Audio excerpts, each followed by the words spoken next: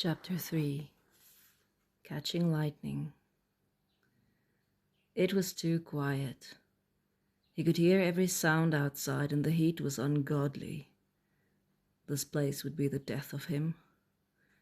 He tossed and turned, and he could hear mosquitoes circling in the dark, like fucking Huns. He threw his pillow at the sound of one. The house was dark and quiet. Everyone had retired to their rooms. He opened his door as quietly as he could. Moonlight streamed through the windows onto the stone floors of the old farmhouse. He didn't bother to put on a shirt. It was too hot. He walked out on bare feet, unlocked the back door, walked out into the night. There was a dry stone pond on the lawn, and he sat down on the side. The sky was wide and bright with moonlight. How must the sky look if you were in it? If he could but have a pair of wings, a Merlin engine to chew away at the anguish in his soul. There was always a place in the sky, a sweet spot where starlight or clouds opened up, and you went quiet inside. He needed to go quiet inside. He couldn't be earthbound. Somewhere in the distance, an animal called grief from the depths of its soul to the moon. This time, she didn't catch him by surprise. Maybe he had expected her. Maybe he had waited for her. Her hair was loose and lay over her shoulders. She was wearing a white nightdress. She was different. She was barefoot, too. Far, far in the distance, lightning flared in a cumulus cloud. Louise sat down next to him. She clutched her arms around herself. He looked at her, really looked at her. She seemed to be made of moonlight herself. The animal called again. What is that? That is a jackal.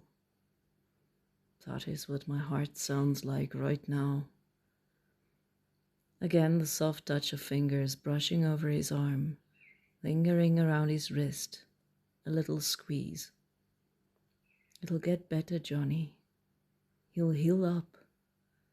My knee or my heart? Both. Don't look at the sky like she's left you forever. You'll fly her again. Maybe you just have to visit Earth for a little bit and find something worth walking for too. Who are you, Louise? What was he to do now because he saw tears on her cheeks? I am who I am, Johnny Riley, and I'm taking the biggest gamble of my life. On me, Louise. Why? I'm just a broken down fighter pilot with no clear place on Earth or in heaven. She shook her head vehemently. I have never met anyone like you. It's the Irish. You'll never have heard that before. I haven't, but it's not that. It's something in your eyes that I have in mine too. It's a dream. It's a reach for something that is always just out of your grasp. It's the look of running before the wind. It's the lift in your heart when there's lightning far away. It's the way that you look at the sky. I look at the horizon that way. I wonder if I can run my horse straight into that cloud, if I can catch the lightning. I wonder if I can. He turned to her. It was there. She was right.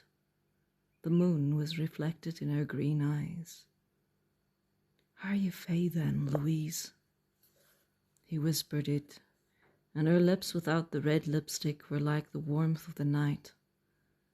He looked in her eyes as he kissed her, and they were full of moonlight. She ran her hands over his bare arms, his shoulders, until she cupped his neck, ran her other hand up his back.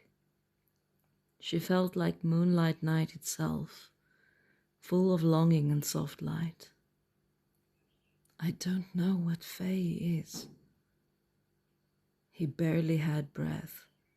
She was soft against him. A fairy. You must be. How can you do this to me? Because I was born for you. How do you know? The lightning in your eyes. I think I can catch it. Louise.